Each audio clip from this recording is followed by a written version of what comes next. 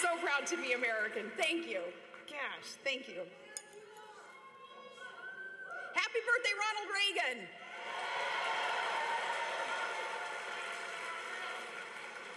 Well, a special hello to the C-SPAN viewers. You may not be welcome in those healthcare negotiations, but you have an invitation to the Tea Party.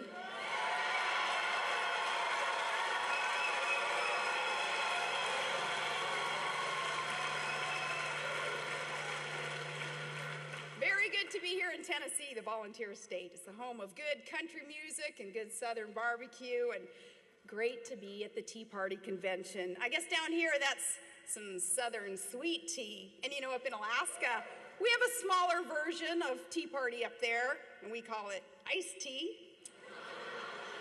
And I am a big supporter of this movement. I believe in this movement. Got lots of friends and family in the lower 48 who attend these events and across the country, just knowing that this is the movement and America is ready for another revolution, and you are a part of this. I look forward to attending more Tea Party events in the near future. It is just so inspiring to see real people, not politicos, not inside the Beltway professionals, come out and stand up and speak out for common sense conservative principles. And today, I want to start off with a special shout out to America's newest senator. Thanks to you, Scott Brown.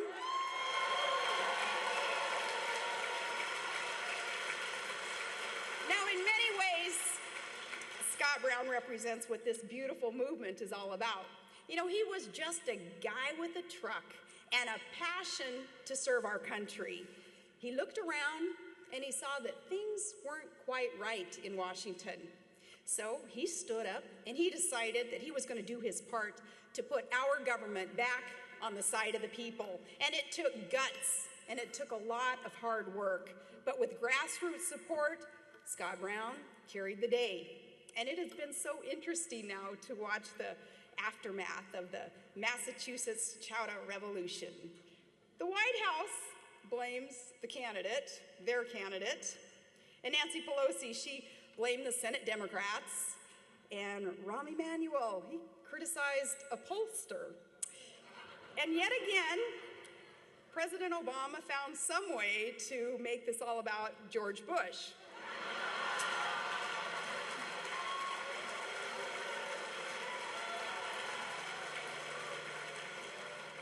You know, considering the recent conservative election sweep, it's time that they stop blaming everyone else. When you're 0 for 3, you'd better stop lecturing and start listening.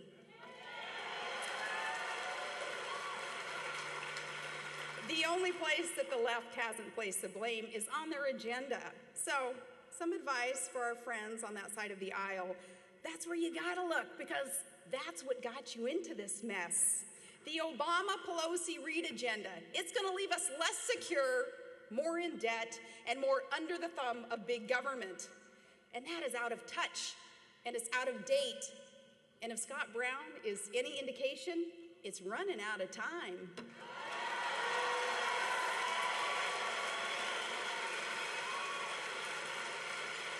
Because from Virginia to New Jersey to Massachusetts, voters are sending a message up and down the East Coast and in good places like Nevada and Connecticut and Colorado, Michigan, North Dakota.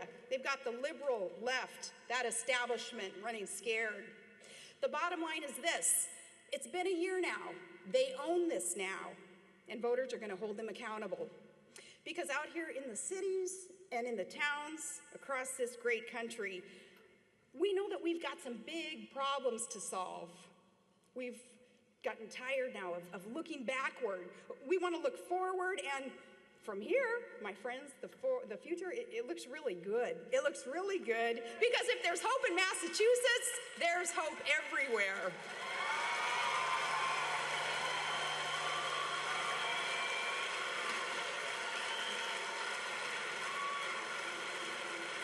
Brown's victory, it's exciting, and it's a sign of more good things to come. A lot of great common sense conservative candidates, they're going to put it all on the line in 2010. This year, there are going to be some tough primaries. And I think that's good. Competition in these primaries is good. Competition makes us work harder and be more efficient and produce more. And I hope you'll get out there and work hard for the candidates who reflect your values, your priorities, because despite what the pundits want you to think, contested primaries aren't civil war. They're democracy at work, and that's beautiful.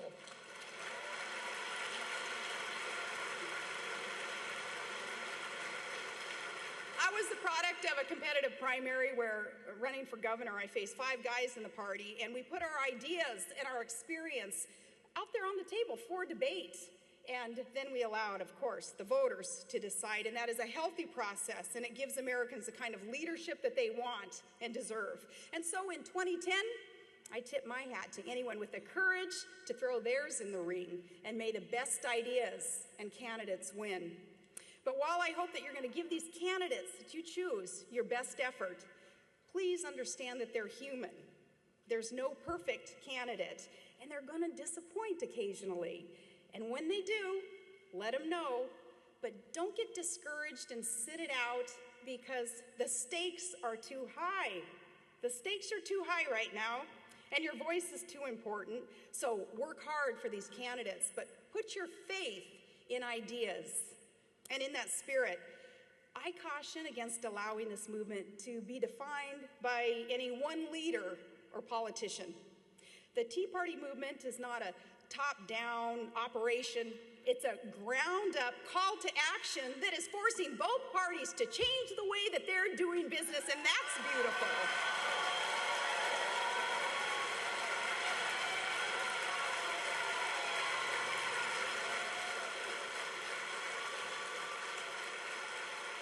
This is about the people. This is about the people, and it's bigger than any king or queen of a Tea Party, and it's a lot bigger than any charismatic guy with a teleprompter.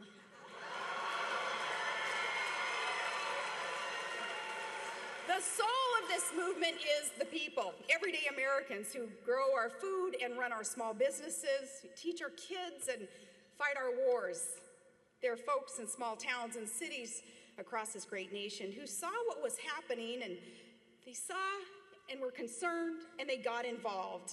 Like you, they go to town hall meetings and they write op-eds. They run for local office. You all have the courage to stand up and speak out. You have a vision for the future, one that values conservative principles and common sense solutions. And if that sounds like you, then you probably too are feeling a bit discouraged by what you see in Washington, D.C. Now, in recent weeks, many of us have grown even more uneasy about our administration's approach to national security, the most important role ascribed to our federal government.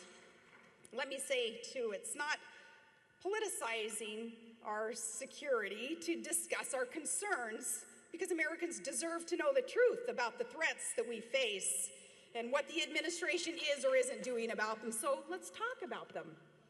New terms used like overseas contingency operation instead of the word war, that reflects a worldview that is out of touch with the enemy that we face. We can't spin our way out of this threat. It's one thing to call a pay raise a job created or saved. It's quite another to call the devastation that a homicide bomber can inflict a man-made disaster. And I just say, come on, Washington, if nowhere else. National security, that's one place where you gotta call it like it is.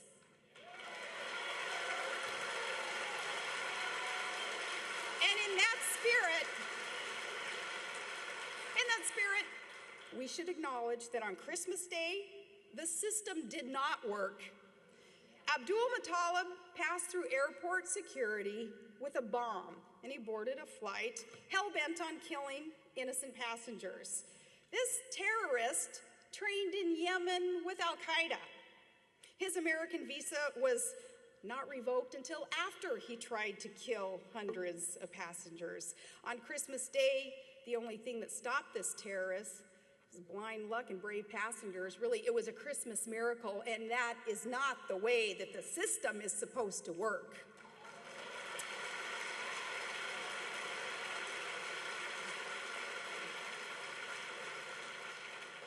what followed was equally disturbing after he was captured. He was questioned for only 50 minutes. We had a choice in how to do this. The choice was only question him for 50 minutes and then read his Miranda rights. The administration says then there are no downsides or upsides to treating terrorists like civilian criminal defendants. But a lot of us would beg to differ. For example, there are questions we would have liked this foreign terrorist to answer before he lawyered up and invoked our U.S. constitutional right to remain silent.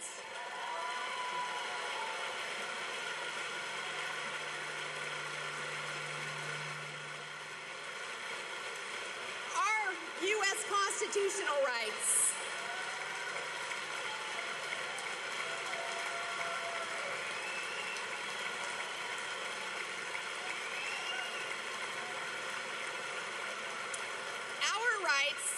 That you, sir, fought and were willing to die for to protect in our Constitution. The rights that my son, as an infantryman in the United States Army, is willing to die for. The protections provided, thanks to you, sir, we're going to bestow them on a terrorist who hates our Constitution and tries to destroy our Constitution and our country. This makes no sense because we have a choice and how we're going to deal with the terrorists. We don't have to go down that road. There are questions that we would have liked answered before he lawyered up, like, where exactly were you trained and by whom? You're bragging about all these other terrorists just like you. Who are they? When and where will they try to strike next? The events surrounding the Christmas Day plot reflect the kind of thinking that led to September 11th. The threat then, as the USS Cole was attacked, our embassies were attacked, it was treated like an international crime spree, not like an act of war. We're seeing that mindset again settle into Washington. That scares me for my children, for your children.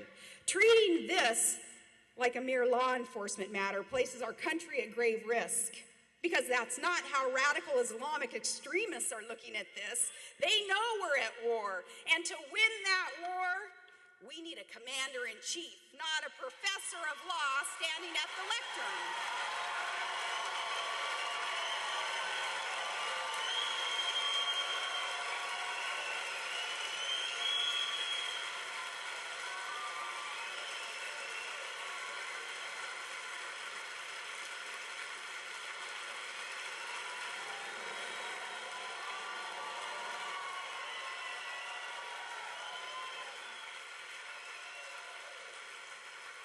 It's that same kind of misguided thinking that is seen throughout the administration's foreign policy decisions.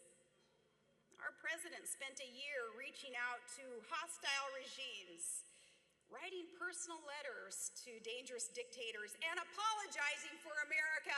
And what do we have to show for that? Here's what we have to show. North Korea tested nuclear weapons and longer-range ballistic missiles. Israel, a friend and a critical ally, now question the strength of our support. Plans for a missile defense system in Europe, they've been scrapped. Relations with China and Russia are no better. And relations with Japan, that key Asian ally, they're in the worst shape in years. And around the world, people who are seeking freedom from oppressive regimes wonder if Alaska is still that beacon of hope for their cause. The administration cut support for democracy programs. And where the president has not been clear, I ask, where is his clear and where is his strong voice of support for the Iranians who are risking all in their opposition to Ahmadinejad?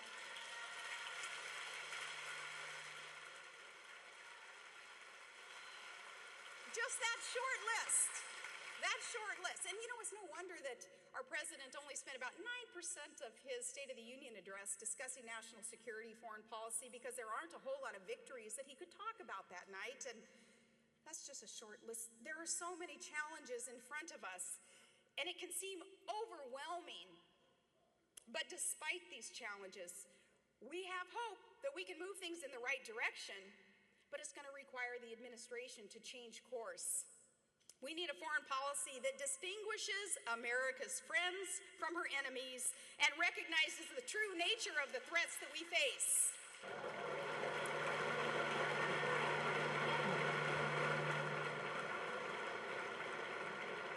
We need a strong national defense.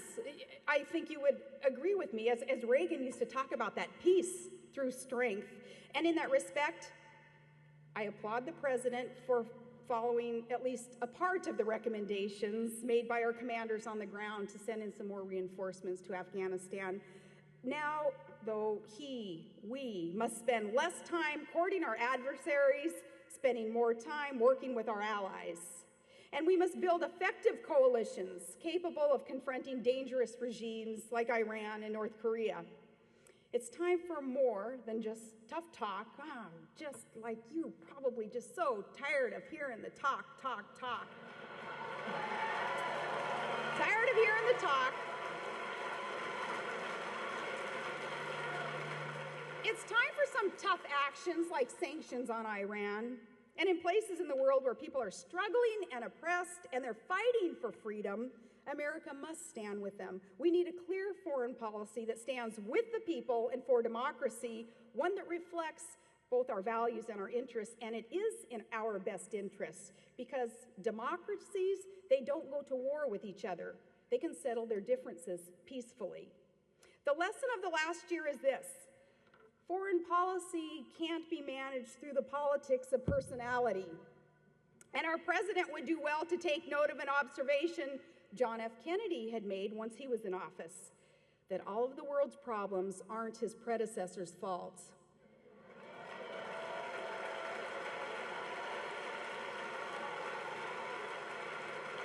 The problems that we face in the real world require real solutions, and we'd better get to it because the risks that they pose are great and they're grave.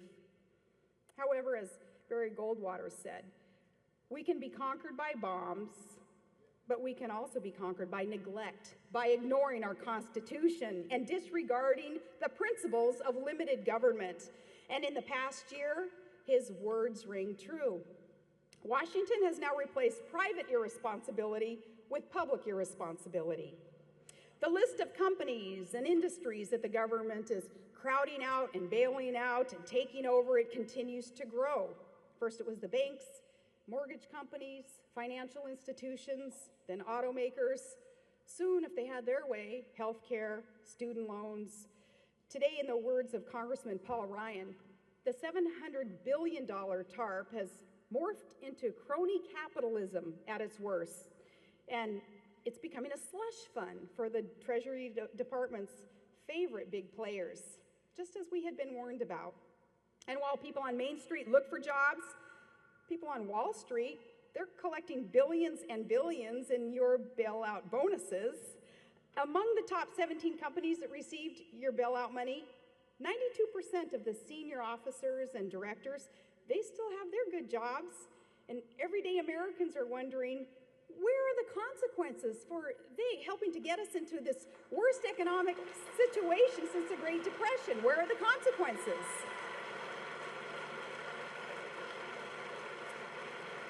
When Washington passed a $787 billion stimulus bill, we were nervous because they just spent $700 billion to bail out Wall Street. And on the state level, as a governor, we knew that a lot of that money came with fat strings attached. The federal government was going to have more control over our states. They were going to disrespect the 10th Amendment of our Constitution by essentially bribing us with take this federal money, and then we're going to be able to mandate a few more things on you, though. I joined with other conservative governors around the nation in rejecting some of those dollars. Legislators turned out to be, though, nothing to applaud because legislators then were threatening lawsuits if governors didn't take the money, and I vetoed some of the funds that I knew we couldn't maintain the programs that we were going to pay for with these borrowed, printed up, invented dollars out of nowhere. But lawsuits were threatened. Even in Alaska, in a Republican-controlled legislature, my veto was overridden, and the money poured into those states, and I believe we will see this play out in our states. The federal government will have taken more control over the people who live in our states. Now, I understand wanting to believe that this is all free money, and for some, I guess it's tough to tell people no in tough times. Plus, remember our administration promised that it would be good stewards of taxpayer dollars. Remember Vice President Biden? He was put in charge of a tough, unprecedented oversight effort. That's how it was introduced. You know why? Because nobody messes with Joe. Now,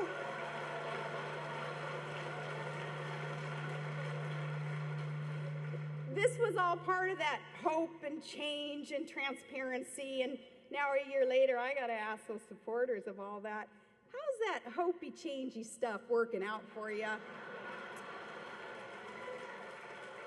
See, I tried to look into that transparency thing, but Joe's meetings with the Transparency and Accountability Board, it was closed to the public. Yeah, they held a transparency meeting behind closed doors. So, not sure if anybody's messing with Joe, but here is what I do know. A lot of that stimulus cash, it ended up in some pretty odd places, including districts that didn't even exist, and programs that really don't have a whole lot to do with stimulating the economy. Nearly $6 million was given to a Democrat pollster who had already made millions during the Democrats' presidential primary. Nearly $10 million was spent to update the stimulus website. And one state even spent $1 million to put up signs that advertised that they were spending the federal stimulus projects, or as someone put it, this was $1 million effort using your money to tell you it's spending your money. And it didn't create a single job. These uses of stimulus funds don't sound targeted and they don't sound timely as we were promised. They just sound wasteful. And in the case of those signs, kind of ridiculous. All of that stimulus. I don't know about you, but seeing those checks written for some of these pet projects of congressmen and those in the White House, did you feel very stimulated? And then it turns out that Washington got the price tag wrong. All of these projects and programs, they cost tens and tens of billions of dollars more than we were told. It's now closer to $860 billion. Add this to the fact that the White House can't even tell us how many jobs were actually created, depending on who you ask. It's anywhere from thousands to 2 million. But one number that we are sure of is the unemployment number, and that's at 9.7, which is well above the 8% mark that we were promised our stimulus package would go to avoid. And underemployment now is 16.5%. You've got all these people who have just kind of given up right now, and they're not even enrolling in some of these programs. Tough to count them. Folks, I won't go into all of it tonight, but the list of broken promises is long. Candidate Obama pledged to end closed-door sweetheart deals and no-bid contracts once and for all. But just last month, his administration awarded a $25 million no-bid contract to a Democrat donor. Is that hope? Nope. It's not hope. That's the same old in Washington, D.C., and instead of changing the way Washington does business, we got the Cornhusker kickback and the Louisiana Purchase and millions of tax breaks for union bosses' desires. The promised ban on lobbyists in this new administration, they handed out waivers left and right, and there are more than 40 former lobbyists who now work at the top levels in this administration. And these days, most members of Congress, they don't get to read the bill before they have to vote on it, much less the pledge that a bill wouldn't be signed into law until we all had 5 days to review it online. So, see, it's easy to understand why Americans are shaking their heads when Washington has broken trust with the people that these politicians are to be serving. We're drowning in national debt, and many of us have had enough.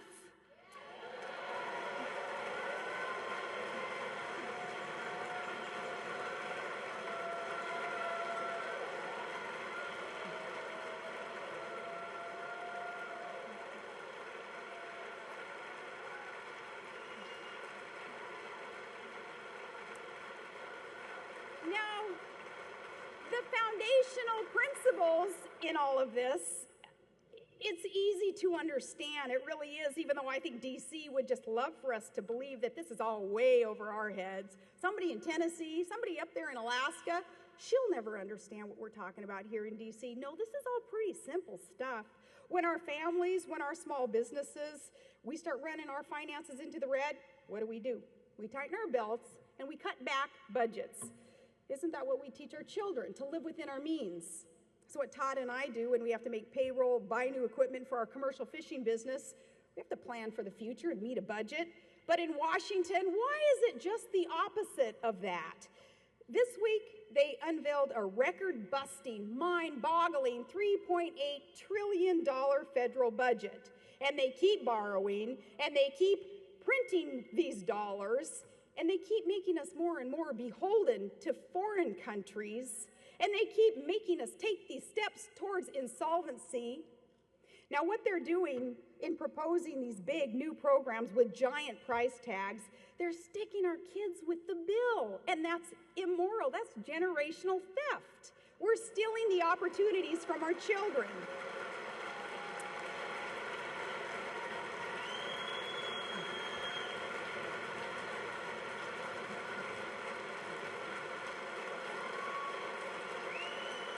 And freedom lovers around this country need to be aware that all of this makes us more beholden to other countries. It makes us less secure. It makes us less free, and that should tick us off. So, folks, with all these serious challenges ahead, we've got private sector job creation that has got to take place, and got these economic woes and healthcare, the war on terror. But as the saying goes, if you can't ride two horses at once, you shouldn't be in the circus.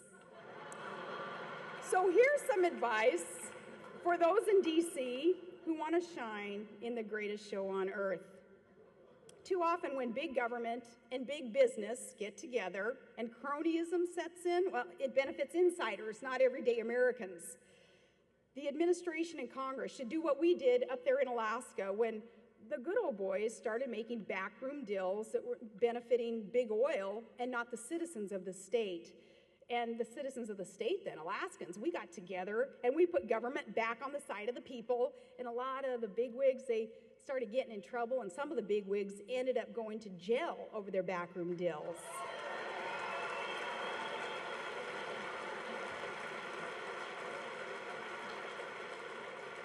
Our government needs to adopt a pro-market agenda that doesn't pick winners and losers, but it invites competition and it levels the playing field for everyone. Washington's got to, across the board, lower taxes for small businesses so that our mom and pops can reinvest and hire people so that our businesses can thrive. They should support competition, support innovation, reward hard work. And they should do all that they can to make sure that the game is fair without that undue corrupt influence. And then they need to get government out of the way. If they would do this, our economy, it would roar back to life. And for instance, on healthcare, we need bipartisan solutions to help families, not increase taxes. Remember that red reset button that America, through Secretary Clinton, she gave to Putin? Remember that? I think we should ask for that back and hand it instead to Congress and say, no, start all over on this healthcare scheme and pass meaningful market-based reforms that incorporate some simple steps that have broad support. The best ideas, not backroom deals, but things like insurance purchases across state lines and the tort reform that we've talked about.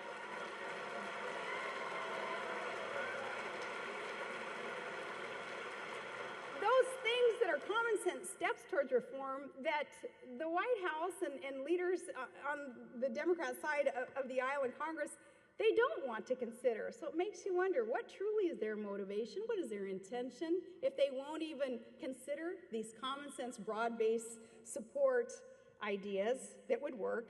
And to create jobs, Washington should jumpstart energy projects. I said it during the campaign. And I'll say it now, we need an all-of-the-above approach to energy policy.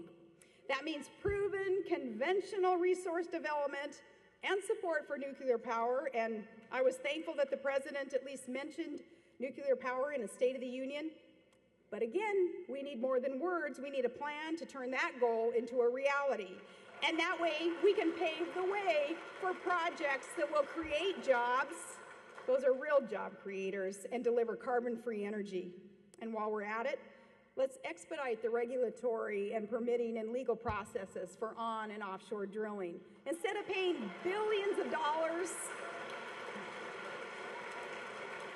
hundreds of billions of dollars that now are being sent to foreign regimes, we should be drilling here and drilling now instead of relying on them to develop their resources for us.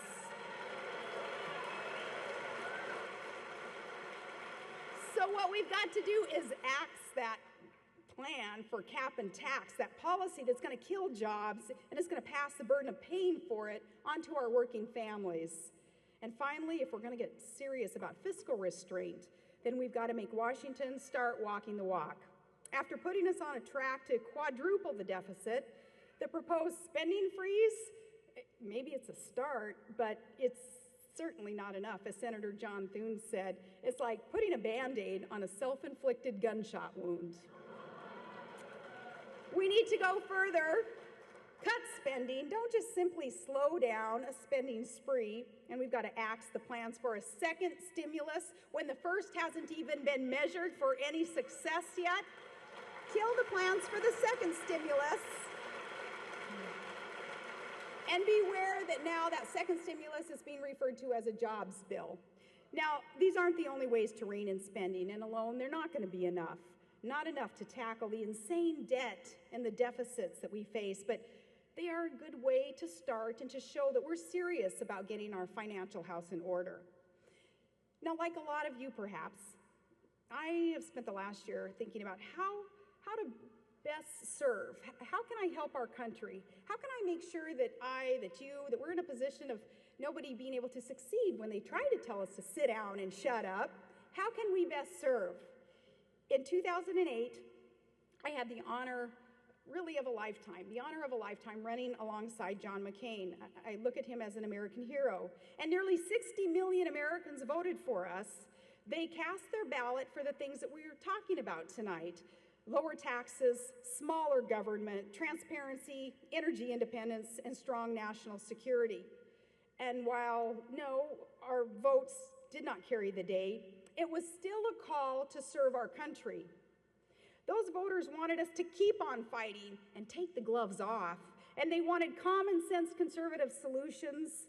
And they wanted us to keep on debating. And each of us who is here today, we're living proof that you don't need an office or a title to make a difference. And you don't need a proclaimed leader, as if we're all just a bunch of sheep and we're looking for a leader to progress this movement.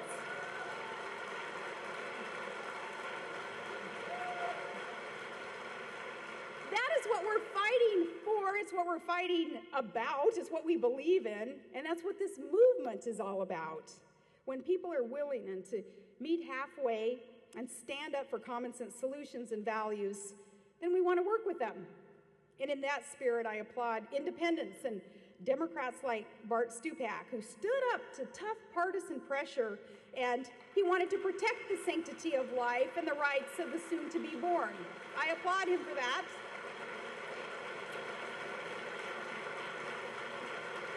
When we can work together, we will.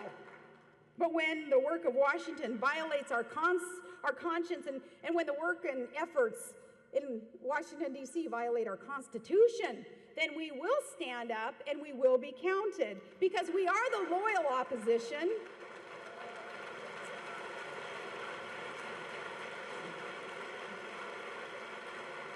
And we have a vision for the future of our country too, and it is a vision anchored in time-tested truths. That the government that governs least governs best. And that the Constitution provides the best roadmap towards a more perfect union.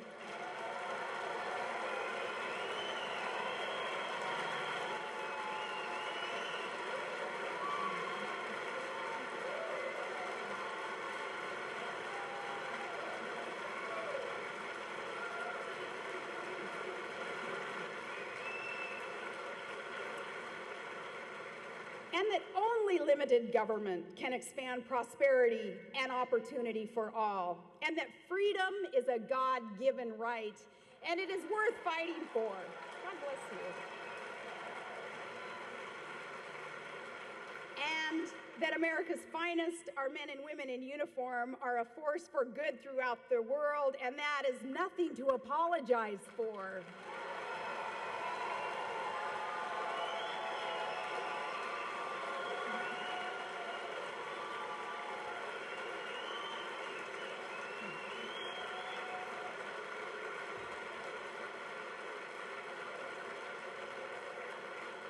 These are enduring truths, and these enduring truths have been passed down from Washington to Lincoln to Reagan and now to you.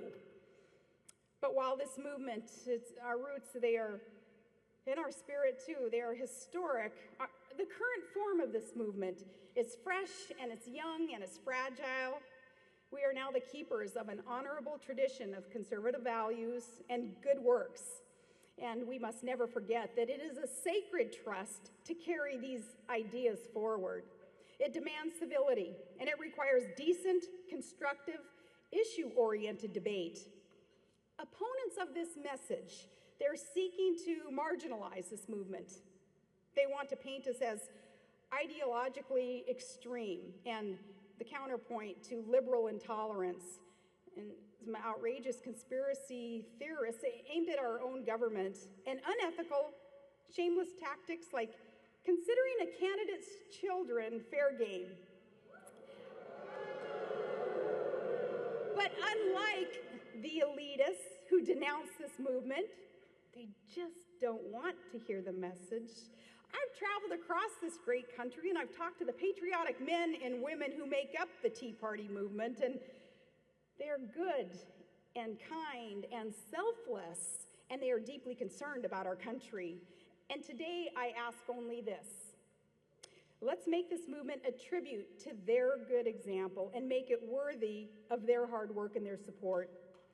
Do not let us have our heads turned from the important work before us, and do not give others an excuse to be able to turn their eyes from this. Let us not get bogged down in the small squabbles. Let us get caught up in the big ideas. To do so would be a fitting tribute to Ronald Reagan, especially tonight, as he would have turned 99. No longer with us, his spirit lives on, and his American dream endures. He knew the best of our country is not all gathered in Washington, D.C.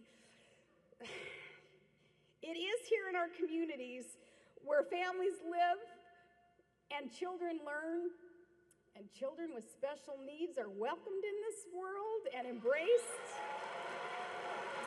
And thank you for that.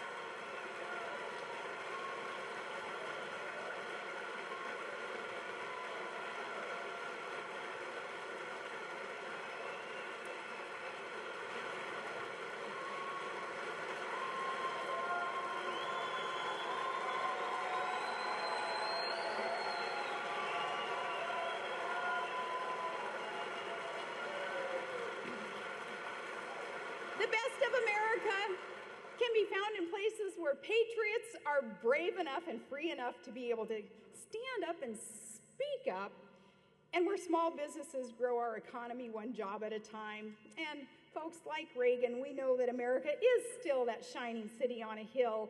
I do believe that God shed his grace on thee. We know that our best days are yet to come. Tea Party Nation, we know that there is nothing wrong with America that together we can fix as Americans. So from the bottom of my heart, and speaking on behalf of millions and millions and millions of Americans who want to encourage this movement is about the people. Who can argue a movement that is about the people and for the people? Remember, all political power is inherent in the people, and government is supposed to be working for the people. That is what this movement is about.